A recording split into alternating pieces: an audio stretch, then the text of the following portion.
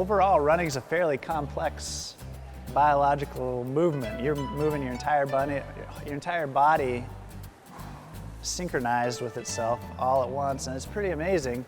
But when you break it all down, like there's some real simple pieces that we can focus on to make it a little bit easier and a little bit easier on our bodies. So that's kind of what we've done with Good Form Running. So our 4 things are all kind of related, and they all work together. And there's a little bit of order, yeah. There's a little bit of order to them, and I'm just going to go through in the order that it really kind of helps to make sense. Like when you're going through it, it's like, okay, that. It works in really good steps. And the first one being posture. And we always put posture first just because if you can't get your body in a good position, good luck doing the other 3, because if you're bending or you're slouching or whatever, it makes it exponentially more difficult to have a good cadence or to get your foot strike where you want it. The thing with posture is just face value, it's really simple. It's like, yeah, I know how to stand up straight. I know I'm not supposed to slouch, duh. But when you're out there, where it becomes key is when you're out there running, in motion, and starting to get really tired, right? Most of us have good posture 10 feet out the door. It's that 30 minutes later, 40 minutes, whatever it is, wherever that point is where we start to fatigue, we stop thinking about, I hope my posture's good, and we just start thinking about surviving, right? So the posture part becomes really important when we start to fatigue, and where that really comes is our core is going to be one of the first things to break down on us. And when your core breaks down, basically what happens is it allows your hips to rotate out on you, and you just kind of sit into your stride. Instead of being upright and having good position, you kind of just get tired and sit into your stride, and then it causes you to drift back until it's like you're sitting in a seat while you're trying to run. And it's really hard to move forward that way, much less efficient, and it sets the tone for all these other inefficiencies like heel striking and having your weight on your heels as opposed to leaning forward and all these sorts of things. Second thing we talk about is your foot strike. What part of your foot, and clearly what's the first thing to touch on for most of us? Is your heel, right? For a variety of reasons, that's the direction we've gone. It's not a great spot to be. Ideally, we want to use more of our foot, and I'm going to kind of show you some reasons for that. So easy way to feel what your midfoot is, and we'll call it midfoot.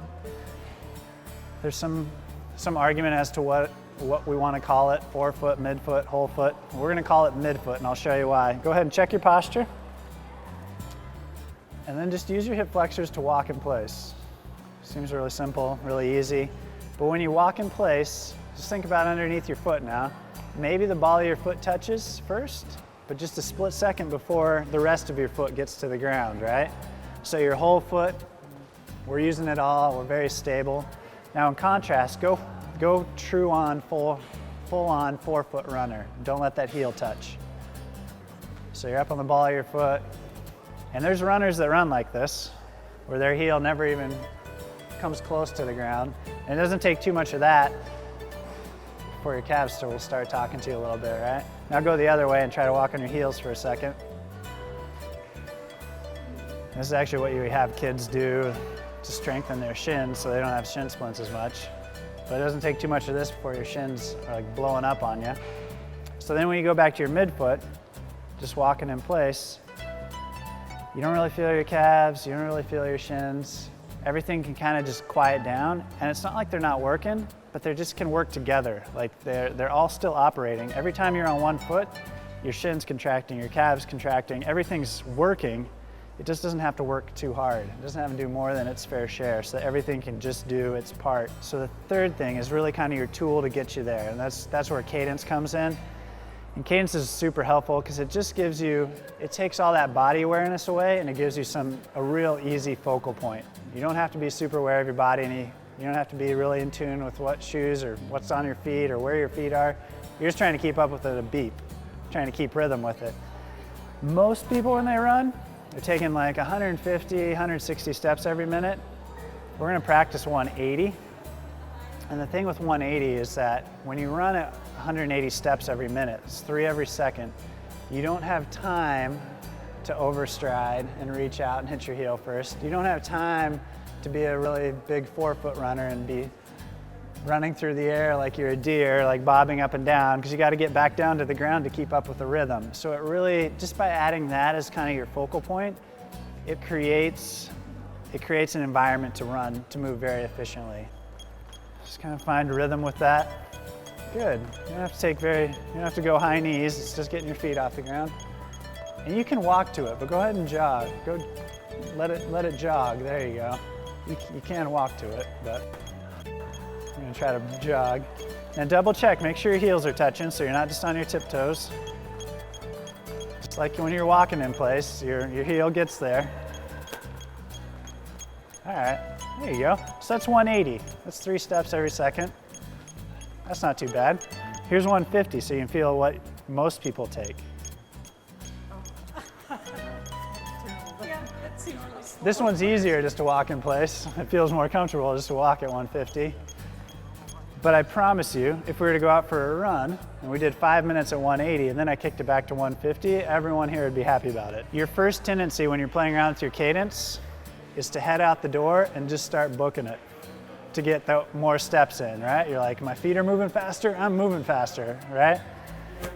You don't want to run faster to get more steps in. You want to shorten your stride to get more steps in. Last thing about cadence, as runners, we typically get very number focused. Like, this is my pace, this is my heart rate, we like the numbers. Cadence is not about 180. Cadence is about an efficient stride, okay? So I don't want you to become so overly focused on like, I gotta hit 180 or I'm not doing this right. There's a little bit of range there, depending on leg length and these sorts of things. So if you're at 152 right now, give it some time. You gotta acclimate your brain a little bit to it. So try 162 for starters. Just kind of get a feel for it, and then try to 168 and kind of bump it up there. And maybe get to 176 and you're feeling pretty good. If you get anywhere between that 174, 182, 184 range, you're probably moving pretty efficiently, okay? You kind of find your sweet spot in there. If you're moving much outside of that, you're probably losing some efficiency somewhere. But don't become so focused on it. It's just 180 or nothing. That's not the goal. It's a goal number to kind of give you a range to shoot at, a target, but just keep that in mind. So the last thing is lean. Seems really easy. Seems very straightforward. The lean is probably the simplest conceptually. It's like, yeah, that makes sense. You don't want to lean backwards when you run. And yet, it's one of the hardest things to feel when you're out there. Because again, you get out there and you're in your stride, you're running, and you're like, I don't know if I'm leaning or not leaning. I feel good. I feel like I'm running. So really simply, I'm just going to give you a couple pointers on where to get that lean going. It makes a really good sense that when your posture is good, you're stationary. And if you lean back, it's natural to go backwards. If you lean sideways, it's natural to go that way. We're trying to go forward. So to make that as natural as possible, if you lean forward a little bit, you make that happen. The trick is, all comes back to posture, maintaining your posture. When your posture breaks down, you're gonna end up bending from your waist as opposed to leaning from your ankles. Okay, and then once you get there, next thing you're gonna do, you're gonna be sitting in your seat, bending over, your back's gonna be hurting you, you're gonna be heel striking, and you're gonna be back to square one. So to practice this, have you check your posture. And all I want you to do with your good posture, just shift your weight back and forth from your ankles. So you kind of go heel to toe, and you start to feel gravity working on you a little bit, okay? And you kind of feel your limits of like, if I go past that, I'm gonna fall. So on your next time forward, see how far forward you can go without lifting your heels. Keeping your heels on the ground, maintaining your posture so you're not bending. You got your hips underneath you, you should be able to reset your posture. There you go. Are your toes curled? Toes gripping? Go a tiny bit more until you feel those toes grip. There you go, now they should. Okay, that's good. All right, so relax off of that. If your toes are gripping, you're leaning, right? They're resisting you from falling on your face. They're trying to hold you up. And I point that out because if you noticed, it wasn't a ski jump. You weren't 45-degree angle, right? Here you're balanced, here your toes started to grip. Like, it's pretty subtle. It doesn't take much, right? So usually when we mess up the lean, it's like we're out there and we're like, I'm trying to lean, and you're like trying to dive across the ground, and that's when you end up bending from your waist. So really focusing on just getting that weight shift forward. If anything, it's almost like your hips, again, are gonna lead for you. So go ahead and check your posture one more time. We're gonna go back to where you're gonna take a step towards me, but I'll show you. We're gonna take one step. So you rock forward, leaving your heels on the ground, keep your heads up. Your toes start to curl, and I just want you to take those grippy little toes and relax them. You're gonna lose your balance and take a step forward. So it takes a little practice because you do spend your whole life trying to figure out how not to fall on your face, and now I want you to fall. So rock forward, toes grip, relax them, and you take this little falling baby step forward. There you go. Do it a couple times so you just get comfortable as it just rolls through, and just relax those toes, take a little quick step. There you go. Now make your other foot, now that we've thrown this at you, now make your other foot take a step. We all have our good foot. Now you got your goofy foot that you gotta think about. Okay, do it a couple times just so you can kind of get used to, like, I'm falling forward and catching myself. We're gonna add to this, but the first thing I'll point out is if you notice, it's not a 150 cadence. You don't pick your foot up and then really slowly put it back down, right? As soon as it leaves the ground, it's like, gets under you quick, right? And the other thing is it's not natural. When you lean and take a step, it's just not natural to reach out there and hit your heel, right? It's just catching you, it gets right underneath your hips, right where you wanna be, uses your whole foot. So last thing, they all kind of go together. When you have a good posture, it's gonna make it a lot easier to have a good lean.